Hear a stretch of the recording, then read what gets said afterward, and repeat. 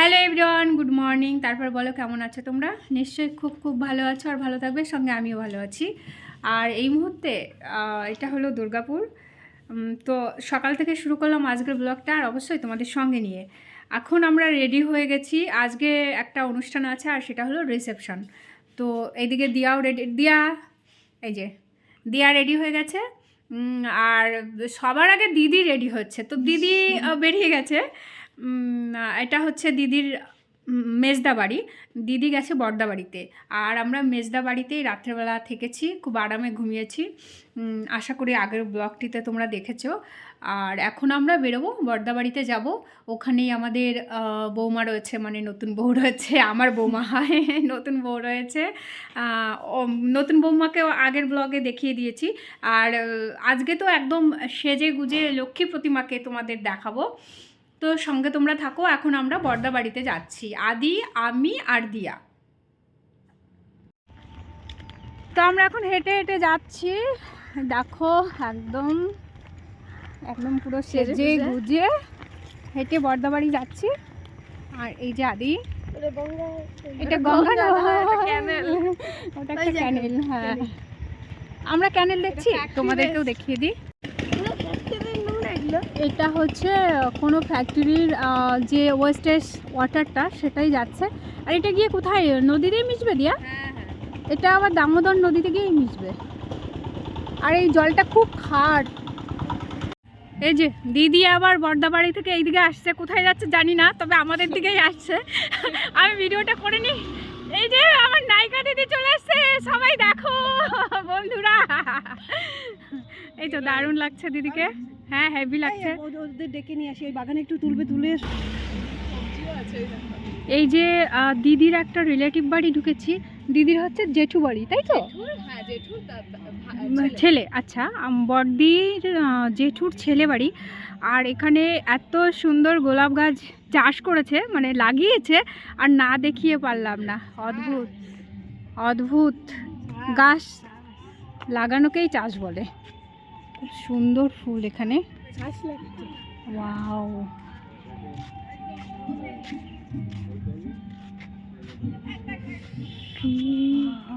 কি দারুণ, কি দারুণ।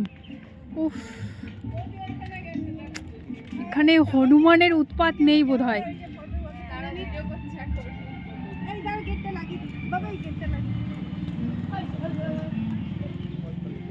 কেমন আছেন?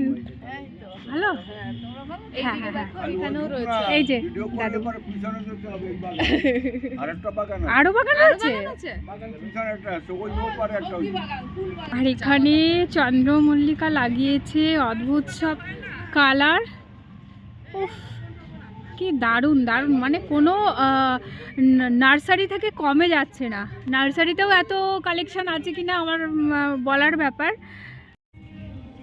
দেখো এই একটা ইয়েলো, পিঙ্ক, ইয়েলো, হোয়াইট,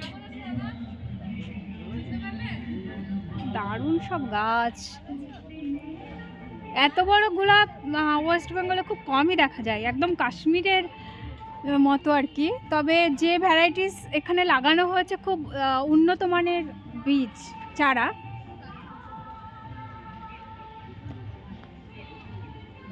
অদ্ভুত সব, অদ্ভুত সব, একদম চোখটা জুড়িয়ে যাচ্ছে দেখার পরে আমার।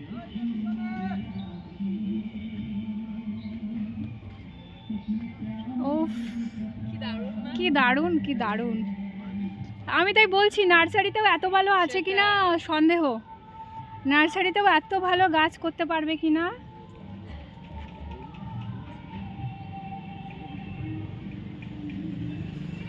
আগে পিছে সামনে আমি কোথায় দেখাবো। আর অনেকগুলো ভ্যারাইটিস এখানে রয়েছে।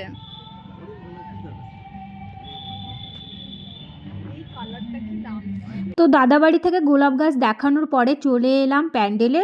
আর দাদাবাড়ির একটু পরে গিয়েই রিসেপশন প্যান্ডেলটা করেছে, একদম ওপেন স্পেসে বড় করে প্যান্ডেল করা হচ্ছে, এখনও কাজ চলছে। তো সকালবেলা আমরা ব্রেকফাস্ট করে নিলাম, লুচি, ঘুগনি, মিষ্টি এইগুলো রয়েছে ব্রেকফাস্টে। লাঞ্চ এখানেও খেতে হবে আর কি। তো এই যে আমরা খেতে বসে গেছি, আমাদের প্লেটে নিয়ে নিয়েছি। আর এখানে এখনও মল্লিকাদি খায়নি, জানি না কখন কখন খাবে। তো তারপরে দেখছি মেজো বৌদিও বসে গেছে খেতে। তো আমি বলছি মুড়ি নিয়েছো কেন? খাবো এটা বাবা আচ্ছা আচ্ছা ঠিক আছে খেয়ে নাও। ভালো লাগছে শাড়ি পরে বিকালে শাড়ি পরবো তো শাড়ি আমি তো এখান থেকে আমরা খেয়ে চলে এলাম বড়দাদের ঘরে। আর কাছাকাছি সমস্ত কিছু বৌমাকে এখানে নেলস করানো হচ্ছে, এক হাতে অলমোস্ট হয়ে গেছে, সেটা রাত্রিবেলা হয়েছে। আর যে কাপড়টা পরবে সেই কাপড়ের রং অনুযায়ী করানো হচ্ছে, আর এক হাতে করছে, এক হাতে করে কিন্তু দারুণ লাগছে। তো আজকের ব্লগটি আমি এই পর্যন্তই শেষ করবো। এরপরে কিন্তু ভাত কাপড়ের অনুষ্ঠান থেকে রিসেপশন সমস্ত কিছু নেক্সট ব্লগে আসবে খুব তাড়াতাড়ি করেই, তোমরা কিন্তু মিস করো না। তো আমাকে যারা সাবস্ক্রাইব করেছো তাদেরকে অসংখ্য ধন্যবাদ। আর নতুন বন্ধু হয়ে থাকলে প্লিজ লাইক শেয়ার কমেন্টস এবং সাবস্ক্রাইব করে আমার পাশে থেকো। টাটা।